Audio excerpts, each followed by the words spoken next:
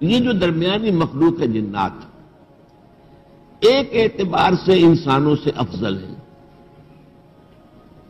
ایک اعتبار سے انسانوں سے نیچے ہے۔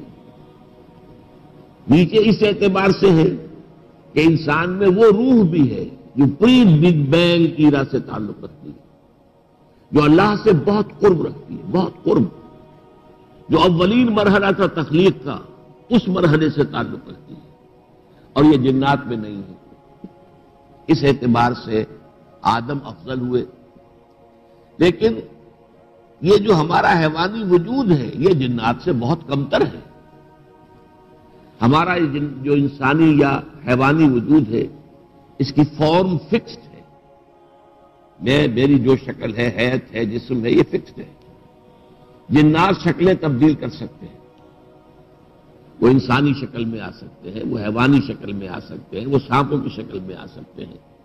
احادیث صحیحہ سے ثابت ہے، حضور نے فرمایا تھا کہ مدینے کے جو سانپ ہیں ان میں جن ہیں، لہذا جب بھی کبھی کوئی سانپ ظاہر ہو تو اسے پہلے وارن کرو 2-3 دفعہ، دیکھو ہمیں پریشان نہ کرو، اور پھر بھی باز نہ آئے تو پھر مارو۔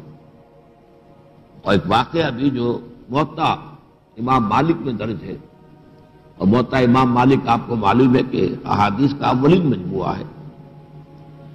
موطا میں یہ واقعہ درج ہے کہ ایک صحابی، نئی نئی شادی ہوئی تھی، پھر جہاد میں انہیں جانا ہوا، چلے گئے، پھر طبیعت کے اندر ایک طلب پیدا ہوئی، حضور سے اجازت لے کر گھر واپس آئے، لیکن دیکھا کہ ان کی اہلیہ جو ہے وہ دروازے پر کھڑی۔ انہیں غیرت آئی کہ یہ میری بیوی دروازے پر کھڑی ہوئی ہے، اسے گھر کے اندر ہونا چاہیے، چار دیواری کے اندر، یہ بے پردگی کیسے؟ تو انہوں نے اپنا نیزہ اٹھایا مارنے کو۔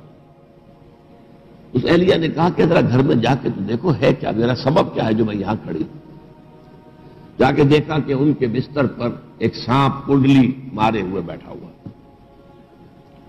تو انہوں نے اپنے اسی غصے میں وہ نیزہ مارا، اس میں اس کو پرو دیا، اور سانپ کو وہ تڑپنے لگا، سانپ اسے لا کے نیزے کو اپنے صحن میں گاڑ دیا۔ ادھر وہ سانپ تڑپ رہا تھا اور تڑپ تڑپ کر مر گیا، ادھر ان کے اوپر بھی وہی کیفیت تاڑی ہو گئی، تڑپنے لگے اور یہ بھی فوت ہو گئے۔ یہ واقعہ حضور کو بتایا گیا تو حضور نے فرمایا کہ مدینے کے سانپوں میں جنات ہیں، انہیں وارن کیا کرو، اگر نہ باز آئیں تو تب مارو ورنہ نہیں۔ انہوں نے قصاص میں جنات نے ان صحابی کو ہلاک کر دیا۔